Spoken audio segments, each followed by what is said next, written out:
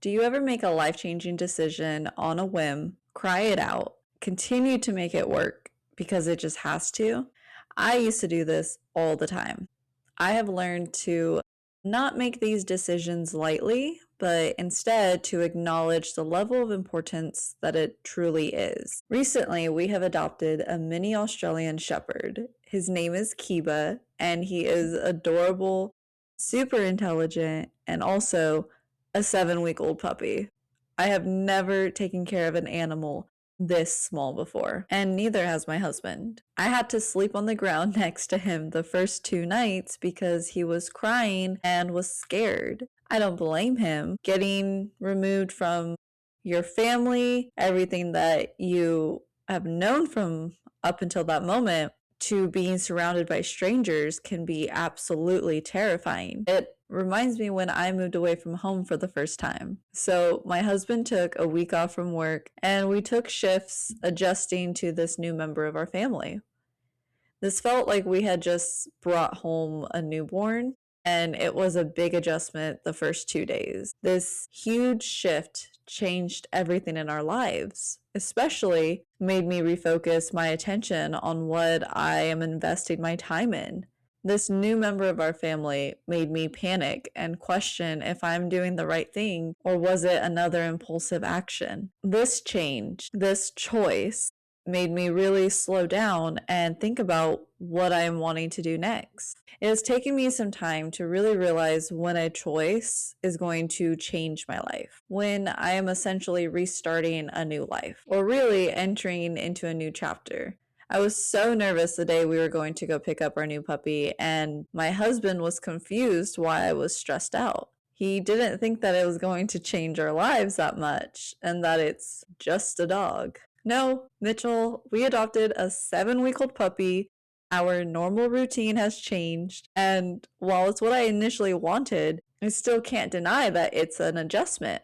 Anyways, there's this little update on what I've been up to the past week. Now, welcome to our next episode of Life with Marisol. If this is your first time listening, extra welcome to you. I'm so excited that you took the time to listen to my thoughts. I like to share my perspective on issues that seem to be repeatedly popping up in my life. For some reason, there's a lesson for me to learn, and maybe it can provide a new perspective for you as well. Today, I'm going to talk about what it means to move states multiple times in your 20s and restarting your life over and over again.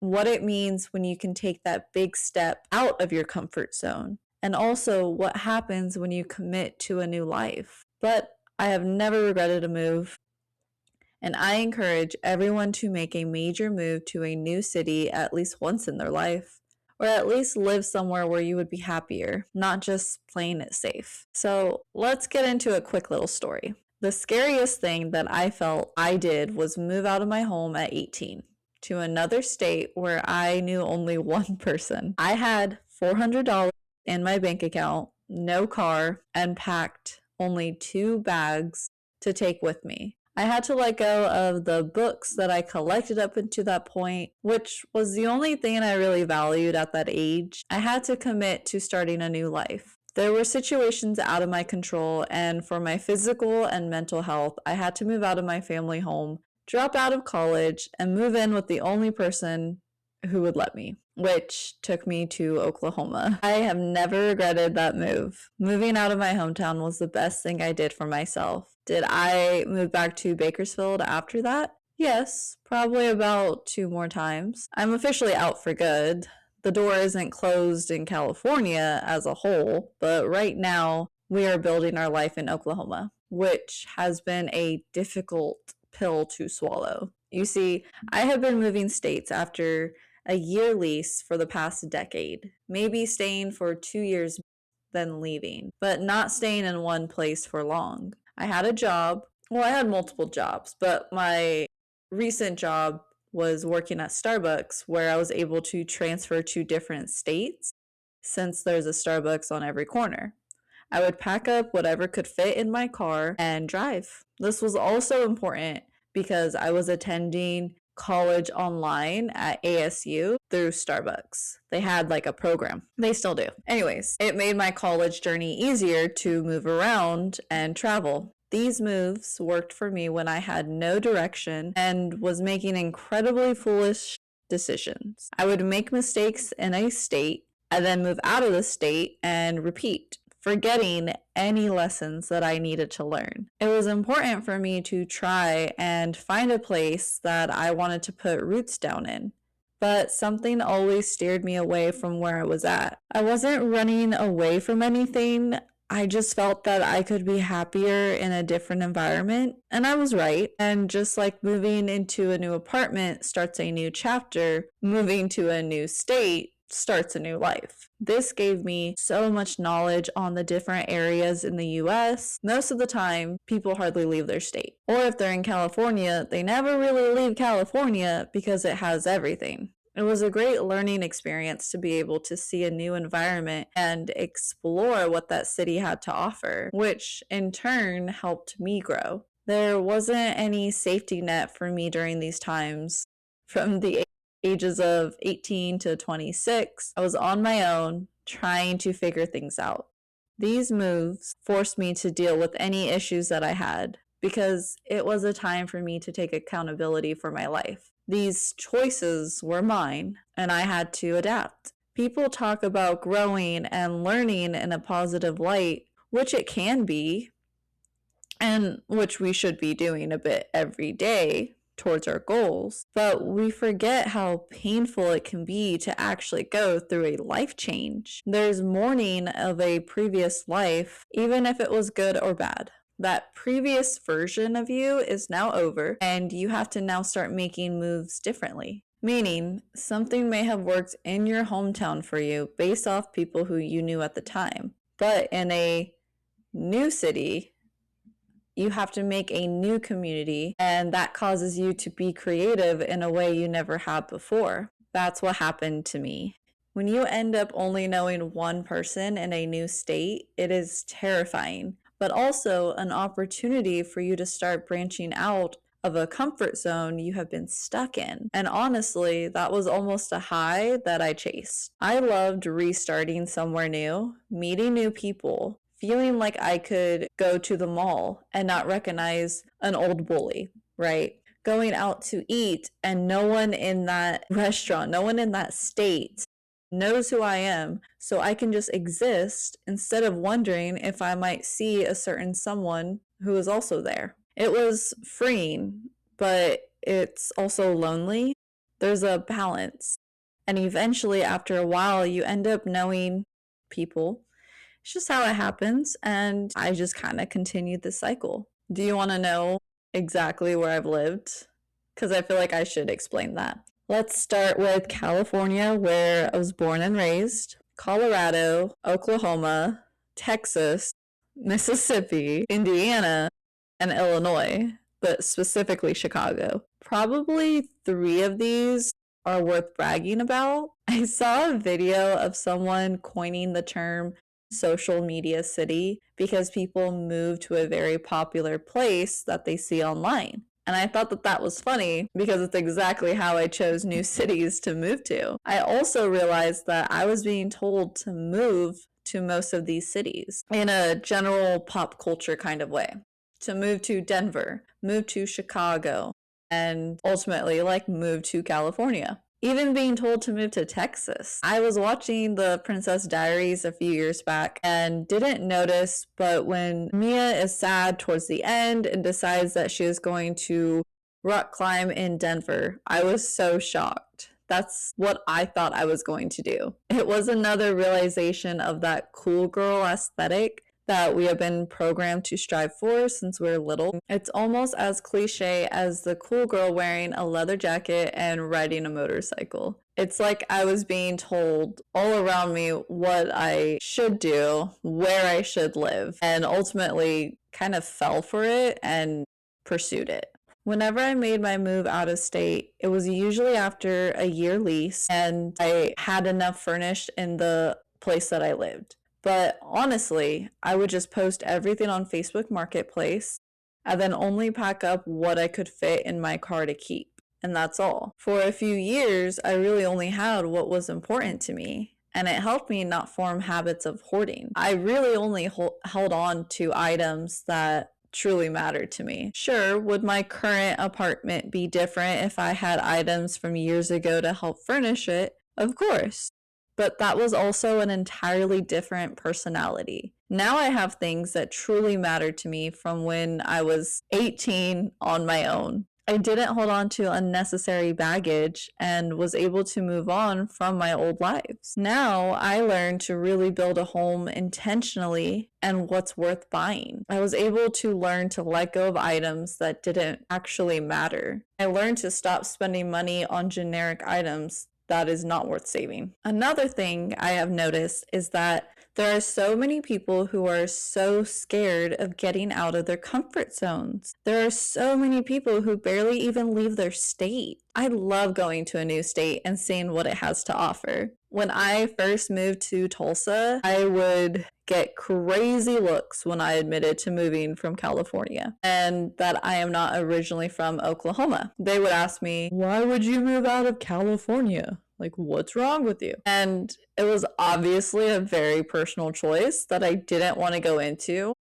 with every stranger who found out that I was from California. Because if you do move to another state, the immediate follow-up question is asking why you moved from said state. Happens every time. Anyways, after a point of getting asked why I moved, I snapped at someone and I asked him why he was still in Oklahoma if he hates it so much. Tell me something that is good about your state and not just what is terrible. Because although Oklahoma is last in public education, high in domestic violence cases, and also high in STD rates, this is a very nice state. Well, living in the city isn't terrible, specifically Oklahoma City. I am enjoying it. I don't enjoy the people who hate it and complain the entire time, but those kinds of people are everywhere. But whenever I go to a new state, I get to experience their local events, their local markets, and scenery for the first time. And I get to learn from it. Did you know that Oklahoma doesn't really have brown dirt? They have red clay in certain parts of the state. I thought that was weird. Did you know that these Great Lakes up north have sand and a beachfront? Whenever I lived in Chicago, I would go to the beaches all the time in the summer. And that's whenever I realized, oh, there's beaches in Chicago? That was new and fun. Or in Dallas, Texas. They have a big event for their Longhorns. And I think that it's fun to experience new events and new environments. No, nothing will ever compete with California, and that's okay. There's still beauty in other parts of the country. So I moved to these states. And there's one thing that they almost all have in common. The locals do not like people from California. You could even move from New York and they would like you more. There's a story I'd like to share about when my husband and I went down to Austin, Texas for a comedy show. We had an Uber driver take us from the venue to our hotel. And he is talking, really venting about how so many people are moving to Austin from California and that these people have ruined the city. The city isn't the same anymore. And side note, this type of ramble is very, very common to listen to. And he just kept going. So then I asked him how it was growing up in Austin. Like, what has changed so much besides, the obvious cost of living? And he said, I'm not from here. I moved here from Minnesota 10 years ago. And I just rolled my eyes in the back seat, was so annoyed. You're not even from the area that you are defending so hard. I understand locals being upset. I understand gentrification playing a role in a city's change, but you're over here talking about people moving to the city that you once moved to for the first time. It was so silly. But that interaction has always stuck with me. Many people move states all of the time. I won't blame someone for moving to have a better life for their family, living somewhere affordable, or wanting to experience a new city life. We forget that the people moving from California are real people and they're not all millionaires. This may be just a personal rant as someone personally from California moving to other states, but I have a specific perspective about this. And I think it's totally a cop-out. When I lived in Denver, I almost didn't tell anyone I was from California because they were almost aggressive about it. I would hear them talk about other people moving and they would get really angry. But when I lived in Oklahoma years ago, I knew many people moving there to Colorado because everyone thinks they want to move to Colorado if you're from the Midwest. I think it's because that's really as far west as they travel, because if anyone managed to just go a little bit farther and made their way to California, they would rather go there than Colorado.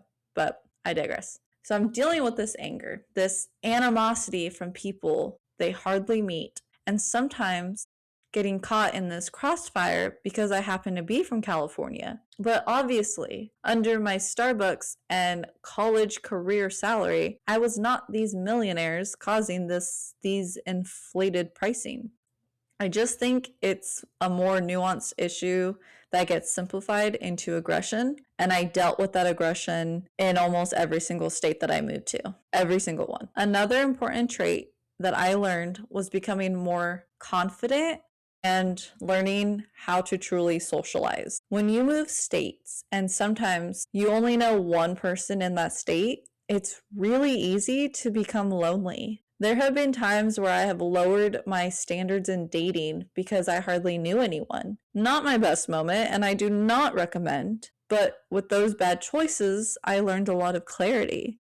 I learned about what situations you have to learn the hard way and how to be able to learn from others' mistakes. There's certain situations that are canon events where you're young and learning, and I made all of those mistakes. But now I can see which chapters people are in when it comes to their lives. With moving, you come across different people, different cultures within these new environments, and you learn about people really quickly. There's certain character traits that are common across the country, and I've learned to pick up on different social cues just from the more experience in traveling that I have done. I have also learned to become more confident in my ability to make a life in a new city. At this point, we are thinking of leaving the US entirely, and sometimes that makes me get a little freaked out. But I know I can live anywhere in this country and I will figure it out because I have proved to myself that I have like 8 times before. With every new state,